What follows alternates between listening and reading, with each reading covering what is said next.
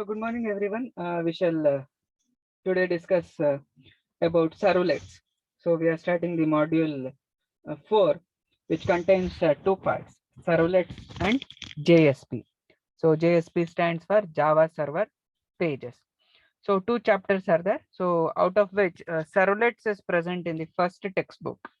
So that is the complete reference Java. That is the basic Java book.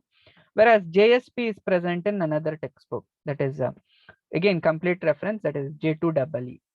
Okay. So whatever you have studied in Java till now, including what you studied in OOC subject of fourth semester, where you studied the fundamentals of Java. And we also completed two modules, enumerations, annotations, then boxing, unboxing, and followed by strings. So all those things on one side, and rest of the things which we study on another side. So all these topics belong to advanced topics. So if we talk about Java, you can identify this particular tree. Okay.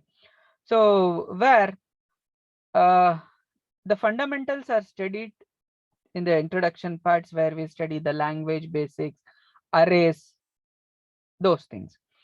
And slowly the programmers, when we were building programs in Java, we'll go with object-oriented design, where we will study the fundamentals of objects, class, encapsulation, inheritance, polymorphism, abstract classes, interfaces. So all these things are studied under object-oriented concepts. Then came the advanced topics. So where we will be studying the exception handling or networking. The advanced topics also include the database connectivity or streams. So streams means network streams or file streams.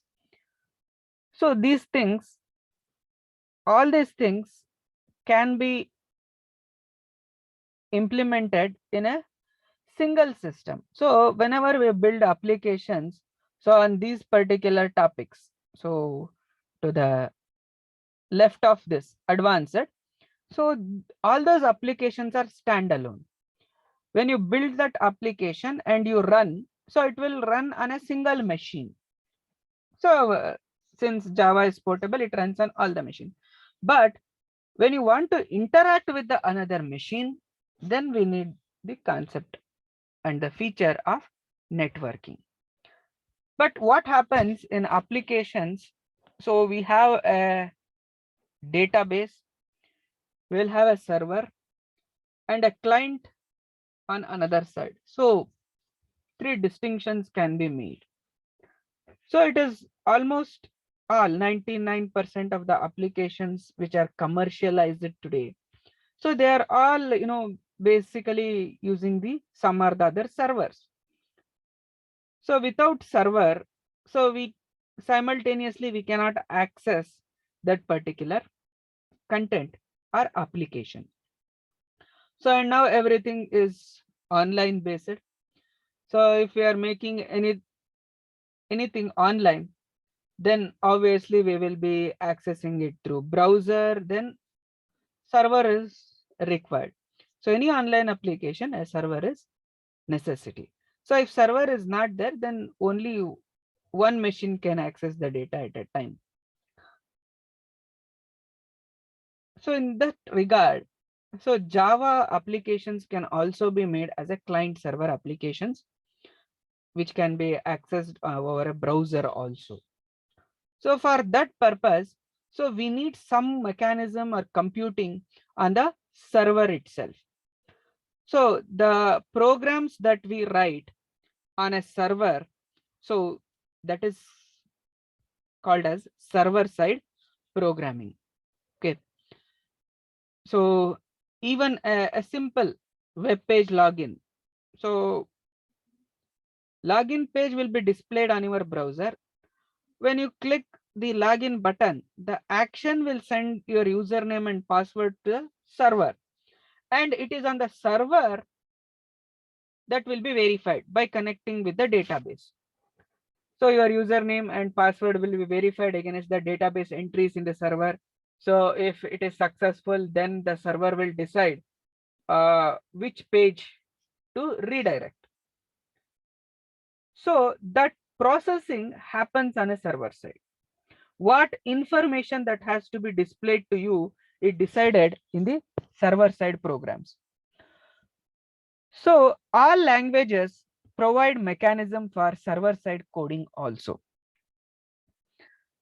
Just like that, in Java, server side coding or programming is provided through the means of servlets and JSPs. So servlets are nothing but a small programs that are executed on a server side of a web connection.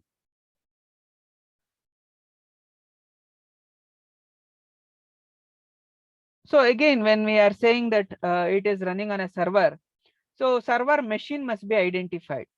So a server machine is identified based on its URL.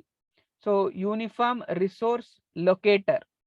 So what we'll do, so we will open a web page, we'll enter the URL in the browser, then the browser generates a HTTP request, and HTTP request is sent to the web browser.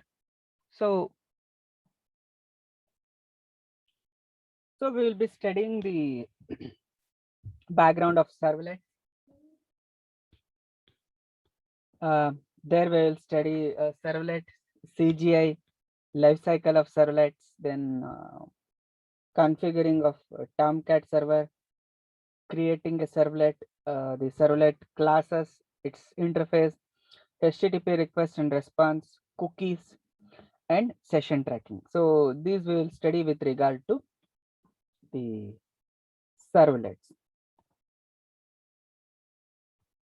So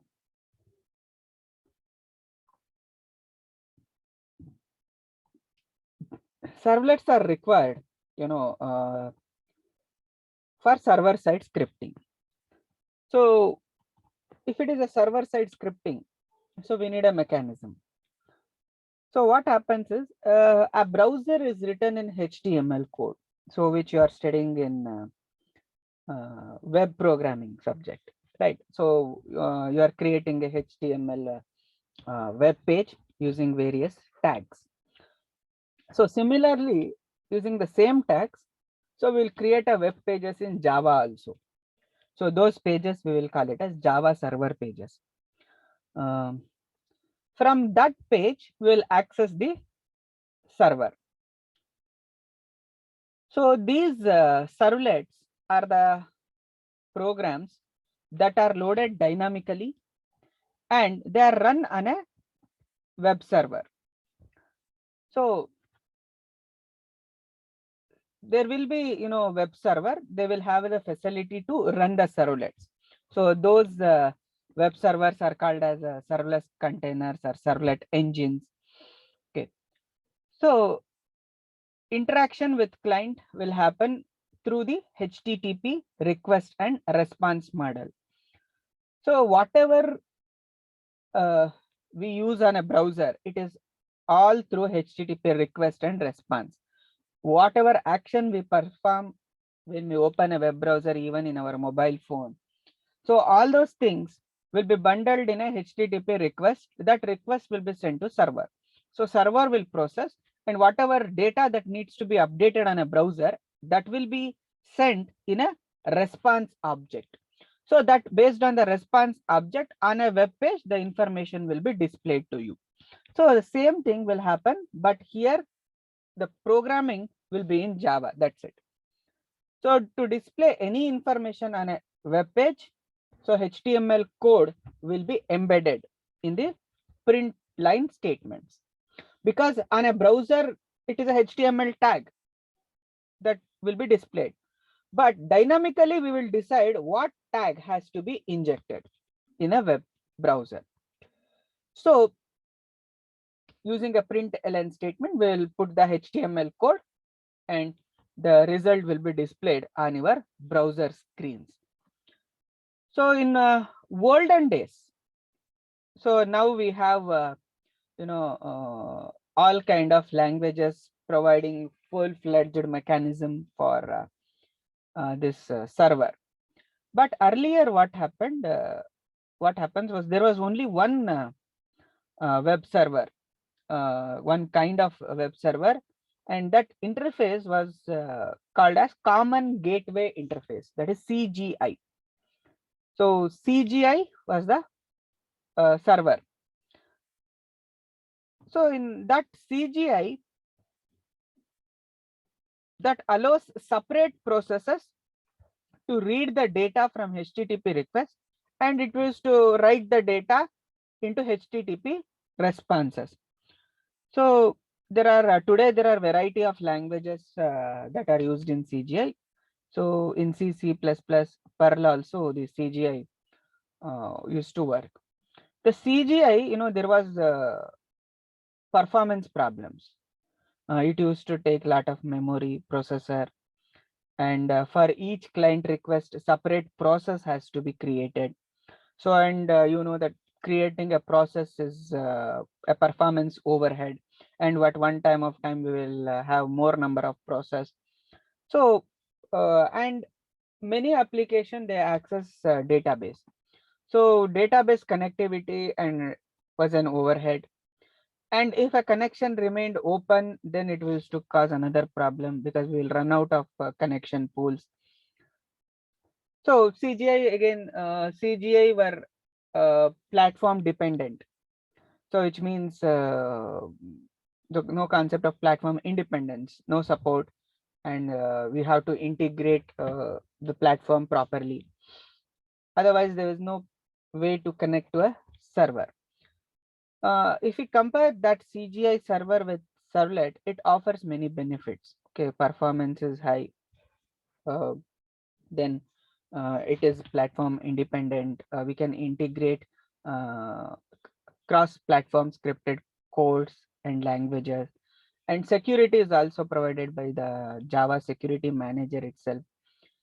So, and as well as that servlet can connect with database, applets, sockets, RMI mechanisms. So anything. So it can integrate in any object. So that is the advantage of using the servlet. So what happens if we look at the servlet's job? So what it does is, so you can observe the client is an end user.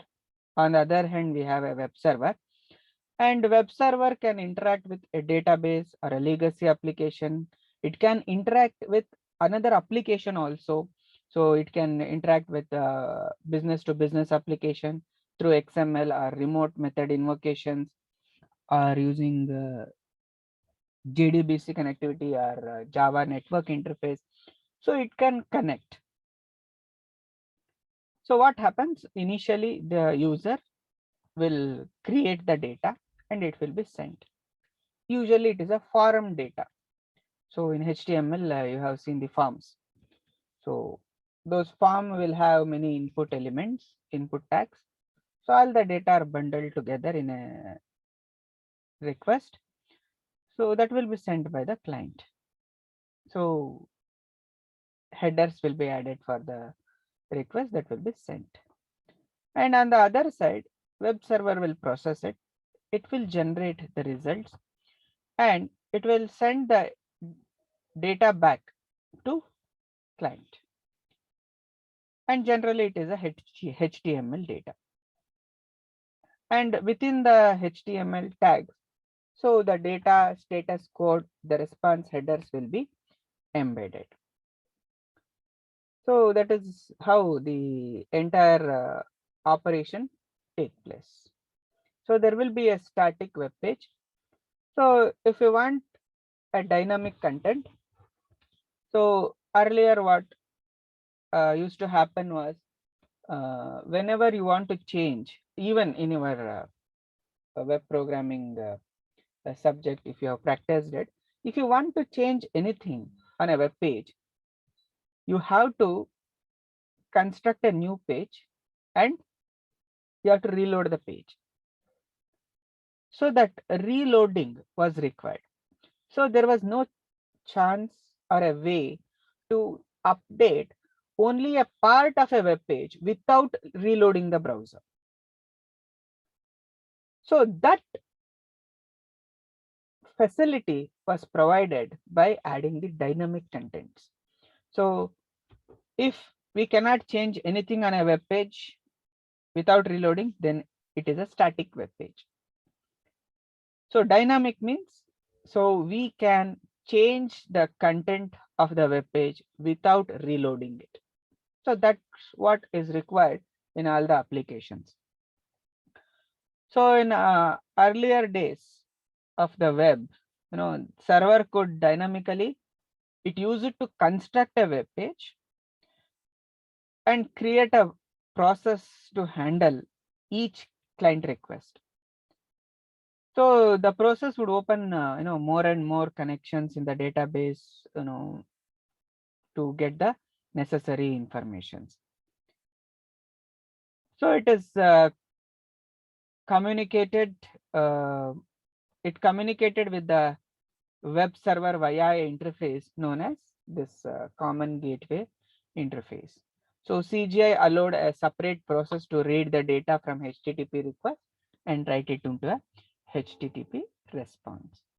So the disadvantage, as I mentioned, it is a performance overhead. It was not platform independent and all. So by having servlets, so they provide many functionalities. So it includes performance is better. Servlet can execute within the address space of a web server. So it was not necessary to create a separate process to handle. And servlet is platform independent, and all the security features are taken care by the Java Security Manager, which is built on the Java itself.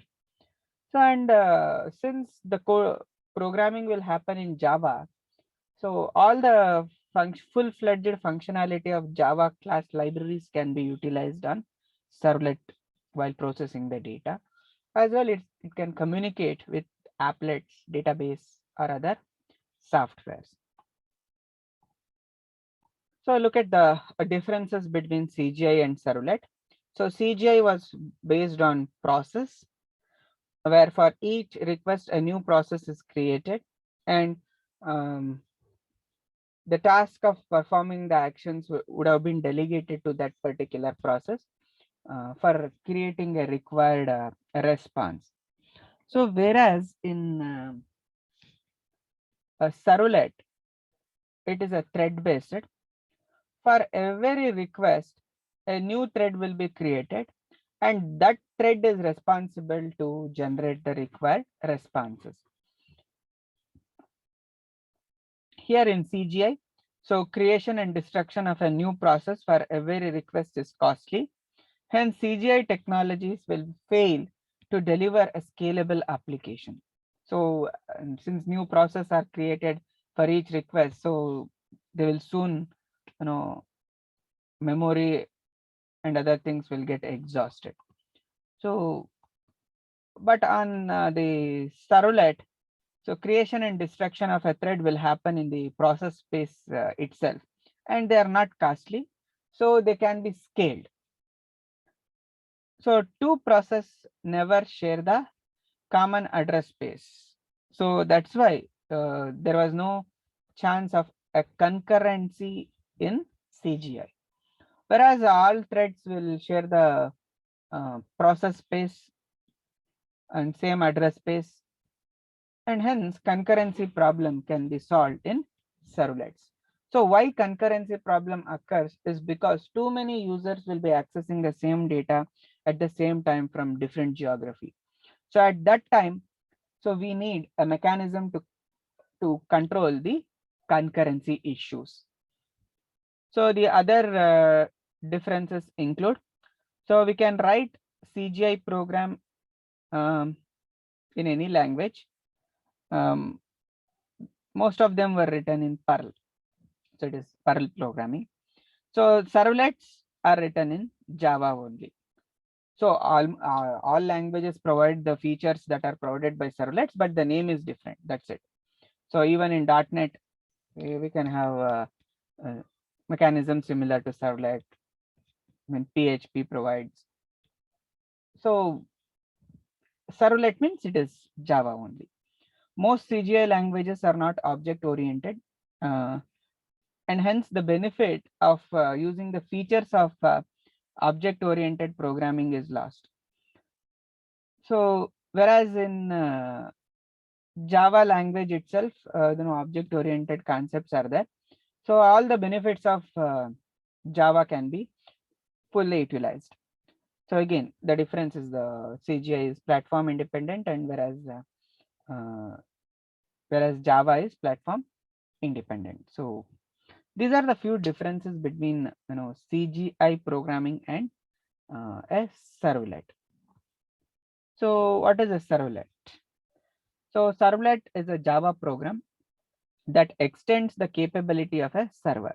So if you compare the normal program with that of a servlet, so the servlet is nothing but a simple Java program, but it will have a capability of a server. That's it. So it means it can provide responsive web pages. So they are multi-threaded. So each request will launch a new thread. So input from the client is automatically parsed into a request variable. So input from each client will be sent to through a request object.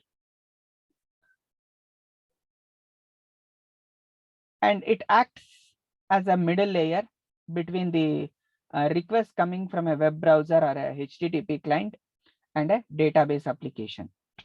So we can collect the input from the users through the web page forms,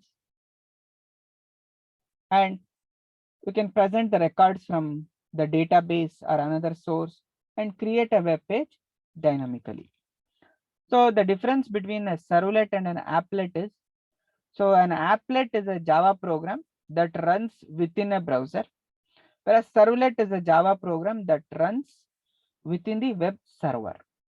So applet run on a browser, whereas servlet run on a server. So applet you might have studied in the 4th semester OOC. So servlets are loaded and executed by a web server the same way as an applet runs in web browser. So we shall look at the life cycle of servlet. So before that, just look at this diagram. So where we open a web browser, we will communicate with the HTTP server first. So within the HTTP server, servlet program will be there. So it will redirect our request to servlet. Servlet can interact with database. So and the result can be returned back in the similar way.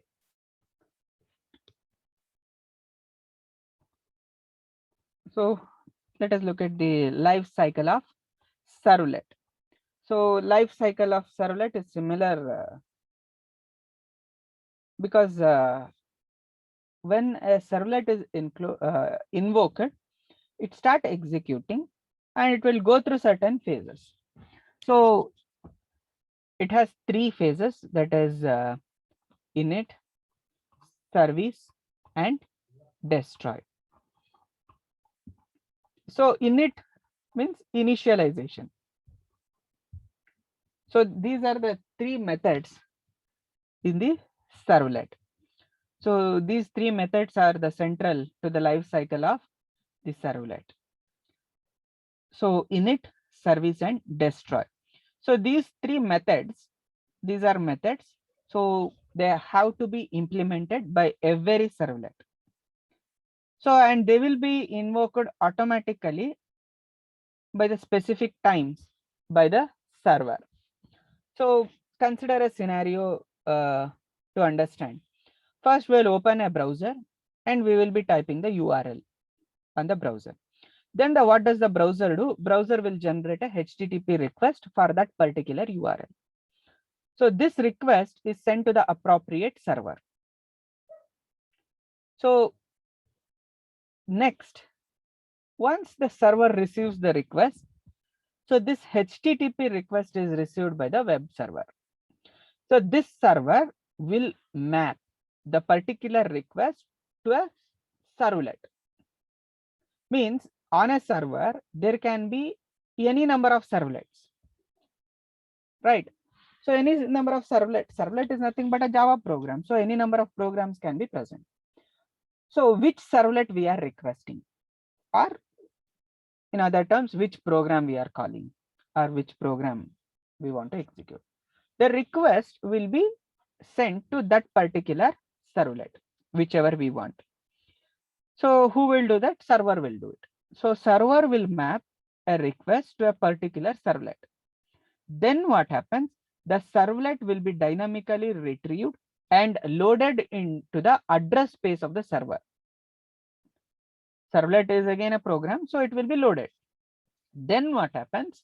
The server will invoke the init method of a servlet.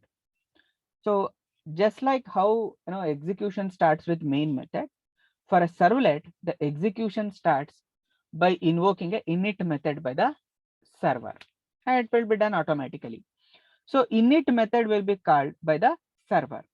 So this method is invoked only when the servlet is loaded for the first time into the memory. So what is the need then? So whenever it is getting loaded for the very first time, we can do all kind of initialization in this particular method.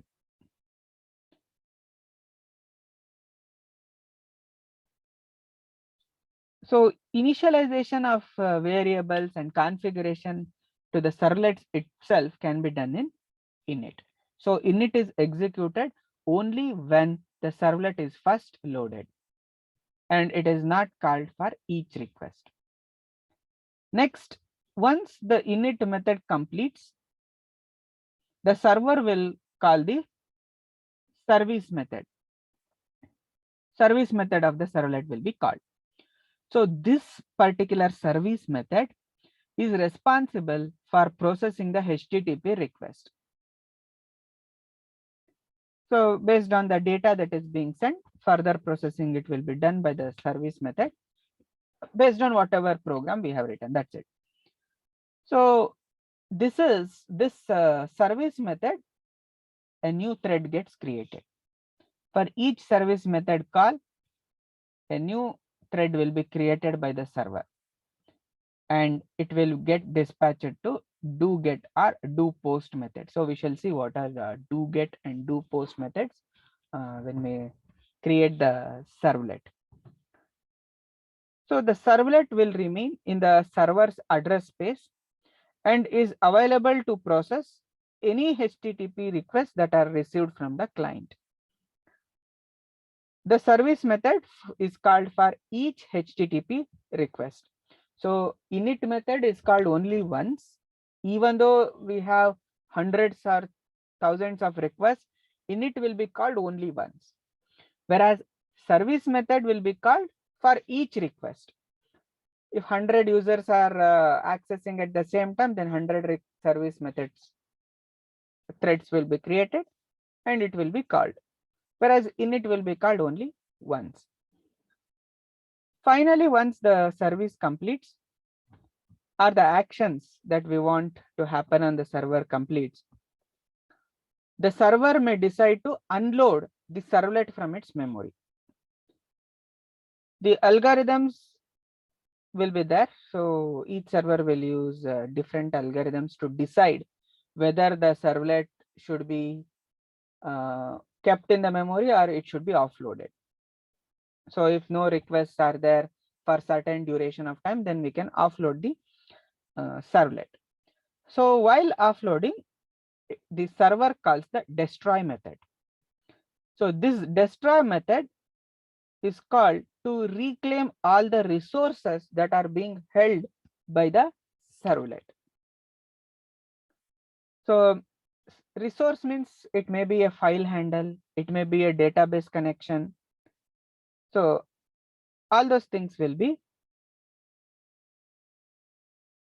closed, and the memory allocated for the servlet and its objects will be garbage collected. So this is how the life cycle of servlet proceeds. So these are the three main methods, and each servlet should have these three methods. So creating a servlet, so what we must do is, we must write the code, compile and package the servlet, deploy the servlet on a server, and then we will access the servlet from a browser. So these are the steps. So again, for creating a servlet, we need the server. So the familiar server that is used is a Tomcat server. Okay, Apache Tomcat server.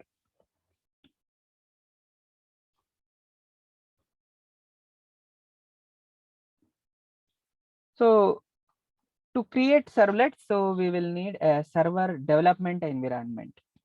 So such server development environment so is provided by Tomcat. So this Tomcat is a open source product, so that is maintained by the Apache Software Foundation. Okay, so it is open and free. It contains class libraries, documentations, and the runtime supports that are required to create and test the servlets. So at the time of writing, the version was 5.5. So now all of them have been upgraded. So we have to download the Tomcat and install it. So in Windows environment, we have a default location, so it gets stored in program files within that Apache Software Foundation folder. So it gets stored under Tomcat version 6.0. So that is the default installation location. Okay, so the location is important because whenever we write any write or call any settings, so that will be done using this particular path only.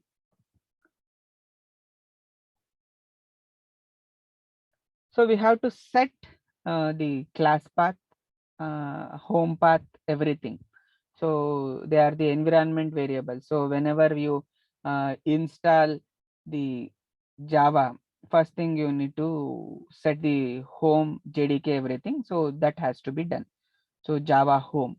So Java home is nothing but a path to the directory that contains the required libraries. Okay. So Java home is an environment variable. So that will have a path to the JDK. So that has to be set. And class path also has to be set. So class path is again an environment variable. So that has to be set to the jar file of the servlet. So class path means, so it is a class. So it is the address to the class. So and it is the jar file.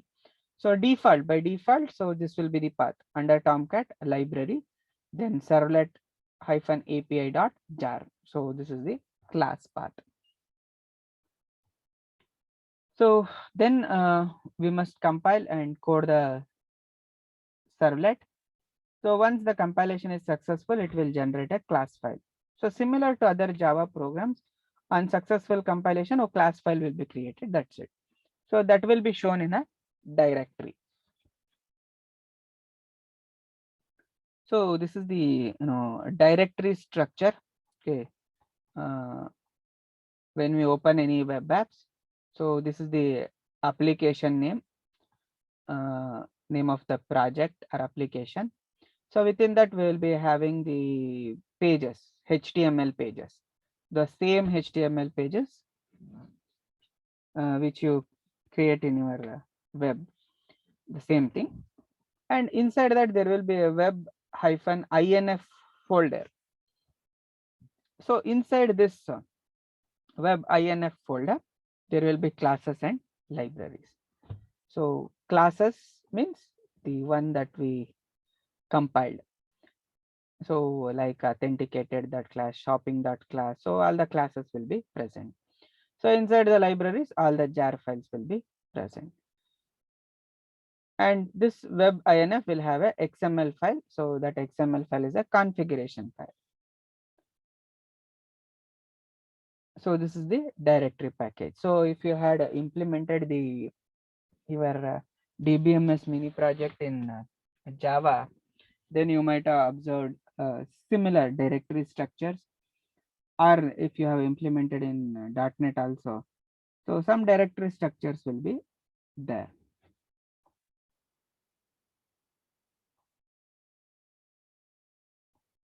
So we'll then we have to copy the servlet class file into the web INS. So it should be copied over there. Next, we must add the name of the server and the mapping in the web.xml file. So whatever servlets we create, that servlets has to be added in the XML file. If we add in the web.xml file, then only the server will come to know about the existence of that servlet. So once we have a class in this web INF folder, then we have to add the name and mapping. What is the name of the servlet and its class name? So that has to be added. So in the XML. So in order to create a simple servlet, so let us look at the basic steps. So servlet mapping includes the name of the servlet and its URL pattern and its class name. So these things are required. So the basic step first include, we'll first create and compile the servlet source code. Right. So far we have not discussed the source code. So we'll see later. So assume it is just a simple Java program. So we'll first create and compile it. So then what we'll do, then once we compile, we'll obtain the class file. So that class file, we'll put it in the appropriate directory. Then we will add it into the web.xml file. So web.xml is a plain text file where we will add the name and mapping. Once it is done, then we will start the Tomcat. So Tomcat is a server. So server we will start. Then we can start the browser and send a request to the servlets. So this is the simple servlet. So this is the code.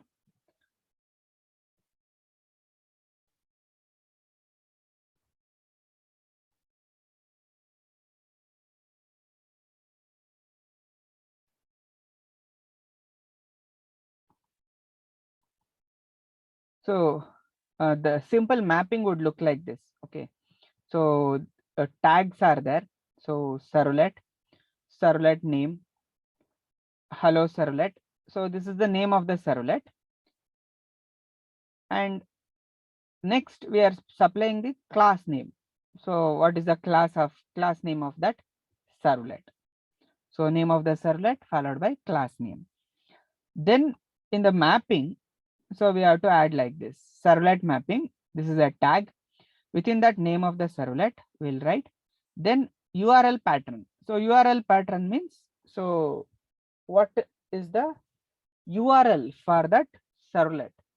So that is servlet / hello servlet.